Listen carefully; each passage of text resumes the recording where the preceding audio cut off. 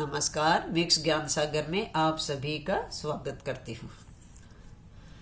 कहते हैं कि जिसके अंदर सारे गुण होते हैं उसमें एक अवगुण जरूर मिलेगा, और जिसके अंदर अवगुण होते हैं उसमें एक गुण जरूर मिलेगा।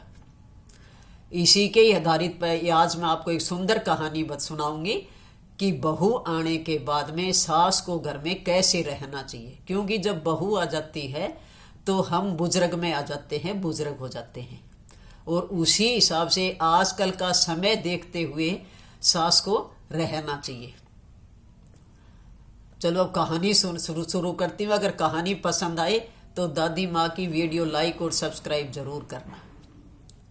एक गांव में एक सेठ रहता था। उसकी पत्नी घर के सारे काम करती, बुद्धिमान भी थी, सारे गुण थे उसमें, लेकिन क्रोध बहुत ज्यादा था। वो सारे दिन लड़ाई झगड़ा करती। सेठ जी बाहर बिजनेस करते थे अपना, और जो एक दिन और 2 दिन के लिए आती जब, तो उसका व्यवहार बहुत अच्छा होता था। अच्छी तरह से बातें करती, प्रेम से बैठकर खाना खिलाती, सब कुछ करती।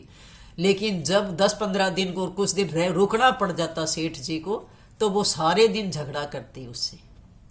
तब एक दिन सेठ जी समझाने लगे सेठानी से कि मेरे से तो तुम लड़ाई झगड़ा कर लेती हो, कोई बात नहीं, लेकिन जब बहू आ जाए तो उसके बाद तुम्हें अपना स्वभाव बदलना पड़ेगा, उसके साथ अच्छा व्यवहार करना पड़ेगा। मेरे साथ चाहे तुम लड़ाई झगड़ा करती रहो, लेकिन बहू से अच्छा व्यवहार करोगी।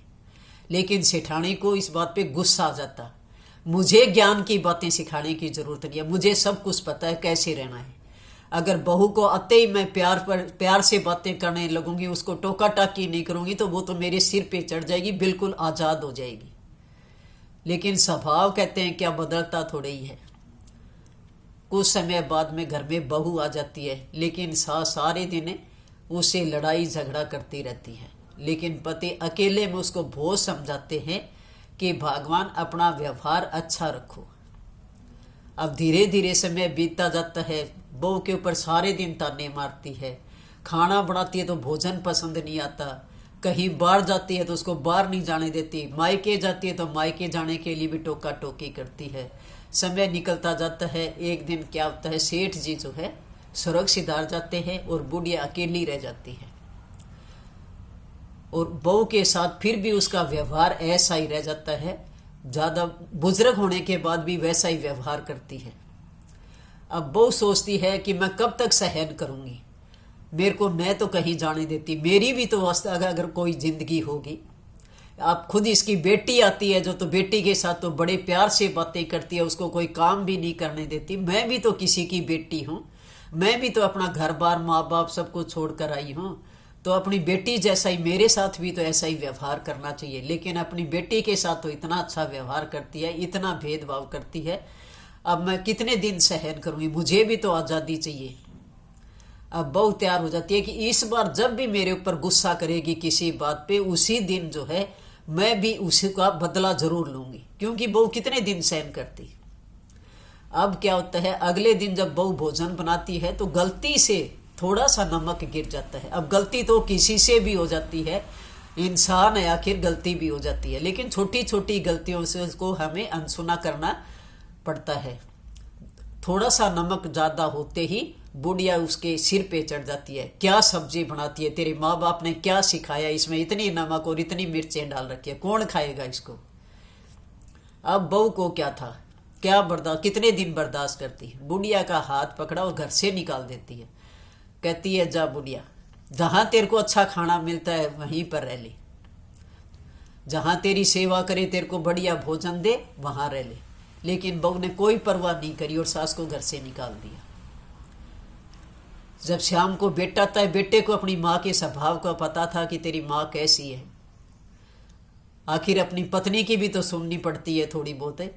जब पूछा कि माँ कहाँ गई, तो बहू साफ कह देती है कि मैं कब तक बर्दाश्त करती, माँ ने तो मेरा जीना हराम कर दिया, मैंने उसको घर से निकाल दिया। अब बेटे ने भी इस बात पे कोई परवाह नहीं करी। अब बुढ़िया जो है बाहर जाकर अपने गांव के नजदीक बाहर बैठ जाती है और सोचने लगती है कि ये क्या हो गया, बुढ़िया ने मेरे को घर से निकाल दिया। आंखों में आंसू बह रहे हैं। वहां बैठी रहती है एक दीवार के पास। तभी वहां पर एक साधु आता है। तो साधु सोचता है कि इस बुढ़िया को कोई न कोई तो दुख है, जब ये आराम से यहाँ बैठी है और रो रही है। अब साधु महाराज उसके पास जाते हैं और पूछते हैं कि मैया क्या दुख है, तुम यहाँ क्यों बैठी हो और क्यों रो रही हो। तब वो कहती है कि मैं क्या बैठी हूँ, मेरी बहू ने मुझे घर से निकाल दिया। अब साधु महाराज कहते हैं कि माता जी ऐसे तो कोई भी घर से नहीं निकालता, कुछ न कुछ आपने गलती करी होगी। अब सास कहाँ मानने वाली थी। बुढ़िया ने कहा नहीं महाराज, मैंने कोई गलती नहीं करी। तब फिर साधु महाराज कहते हैं कि नहीं, बिना गलती करे तो कोई भी घर से बाहर नहीं निकालता, कुछ न कुछ तो आपने जरूर गलती करी है। तब महात्मा जी कहते हैं कि मैं आज तुम्हें 5 ज्ञान की बातें बताऊंगा, वो हमेशा ध्यान रखना, और अगर उस पे ध्यान दोगे तो आप अपनी बहू की प्रिय बन जाओगी और आपकी इतनी सेवा करेगी तो आप हैरान हो जाओगे। तब बुढ़िया कहती है ठीक है साधु महाराज, वो ज्ञान की कौन सी बातें हैं। कहते हैं छोटी छोटी गलतियां अगर बहू से हो जाए तो उसके ऊपर झगड़ा करना शुरू न कर दें, उसको लिए माफी देना शुरू करें, उसके लिए माफ कर दें, क्योंकि छोटी छोटी गलतियां सबसे हो जाती हैं। आखिर इंसान है, गलतियां सबसे होती हैं, हमारे से भी होती है। इसलिए छोटी छोटी गलतियों पर पर्दा डालना सीखें। अगर और भी कोई छोटी मोटी गलती हो जाए तो कभी भी दूसरों के आगे न गाएं। आपको पता है कि दूसरों के आगे कभी भी अगर आप छोटी सी बात बताओगे तो 10 बातें उसकी बनाकर बहू के आगे जरूर बताएंगी और उससे फिर घर में झगड़ा बढ़ता है।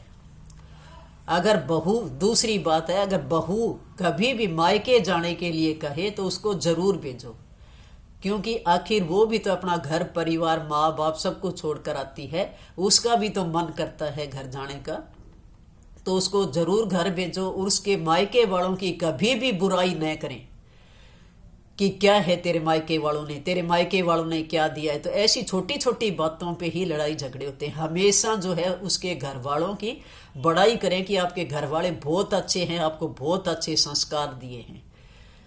तो दूसरी ज्ञान की बात यह है। उसके बाद कभी न कभी थोड़ी बहुत देर बहू के पास बैठकर, जब अकेली होती है, पति उसका घर नहीं होता, बाहर काम के लिए जाता है, तो उसके पास बैठकर समय जरूर बिताएं ताकि आपस में प्रेम बना रहे।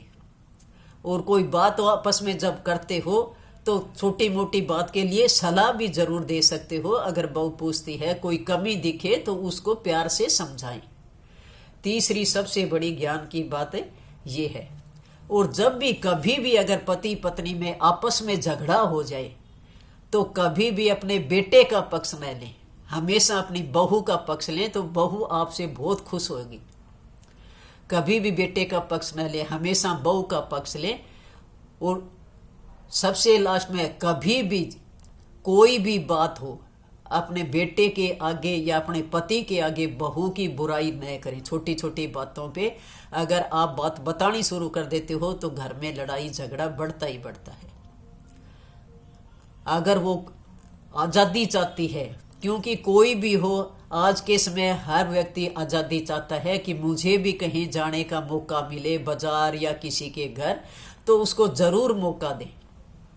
अगर उसका बाजार जाने को मन करता है, कुछ किसी के घर जाने को मन करता है या कोई पार्टी वगैरह में जाने का मन करता है, तो जरूर जाने दें, क्योंकि उसका समय भी ऐसा होता है, उसको भी तो अच्छी जिंदगी जीने का मौका मिले। तो इसलिए उसकी आज़ादी में भी कभी भंग न डालें। कई बार आजकल बुढ़िया क्या करती हैं, जब बेटा तनख्वाह लेकर आता है तो सारा हिसाब किताब मांगेगी। अगर बहू को दे दें तो सीधा ये टोकना शुरू कर देते हैं कि इसको किस लिए दे रही है, कल आई थी और इसको पैसे देने शुरू कर दिए। तो इसलिए जो है, कभी भी ये न सोचे कि बेटे के पास जो पैसा है मैं खुद लूं। अगर वो बहू को ला कर देता है तो बहुत अच्छी बात है। इससे पति पत्नी में, उनमें भी प्रेम बना रहता है और आपकी बुढ़ापे में हमेशा सेवा करेगी और अच्छी पूछ भी करेगी, आपसे पूछ कर इजाजत करके लेके आपसे हर काम करेगी। अगर ये बातें अगर आप ध्यान में रख लेते हो तो हमेशा अपना सुखी जीवन जियोगे। तब बुढ़िया कहती है कि साधु महाराज मेरे से गलती होगी, लेकिन आगे से मैं ऐसी कोई गलती नहीं करूंगी। तब साधु महाराज कहते हैं कोई बात नहीं, आप हाथ जोड़कर बहू से माफी मांग लेना, माफी मांगने से कोई छोटा नहीं होता। और घर जाओगे और प्यार से बात करोगे तो आप देखना आपकी बहू भी आपसे प्रेम से मिलेगी। तो जाने की सोच रही थी, उसी समय वहां पर बहू के मन में आता है कि मैंने तो माँ को बहुत बड़ी गलती करी, घर से निकाल कर हाथ जोड़कर माँ से माफी मांग लूंगी और मैं माँ को वापिस घर ले आती हूँ, क्योंकि माँ की भी मेरे को बहुत जरूरत है। वो घर जाकर अपनी माँ सास के पास चली जाती है। अब सास बहू आपस में गले मिलती हैं, गले लग जाती हैं। और बहू कहती है कि माँ मुझे माफ़ कर दो, मैंने आपको घर से निकाला, मुझसे बहुत बड़ी गलती हुई। और सास बहू से माफ़ी मांगती है कि बहू मुझे माफ़ कर दे, गलती सारी मेरी थी, मैंने तुझे कभी समझा ही नहीं, हर बात पे तेरे को टोका टोकी करती, तेरा हर जगह से बंधन कर रखा था, छोटी छोटी बातों पे तेरी गलतियां निकालती थी, सबके आगे तेरी बातें कह देती और तेरे मायके वाले की बुराई करती, तो मुझे भी आज माफ़ कर दो, हाथ जोड़कर माफ़ी मांगती हूँ। अब उसके बाद में सास बहू इतना प्रेम से रहने लगी और बहू ने भी सास की बुढ़ापे में बहुत ज़्यादा सेवा की।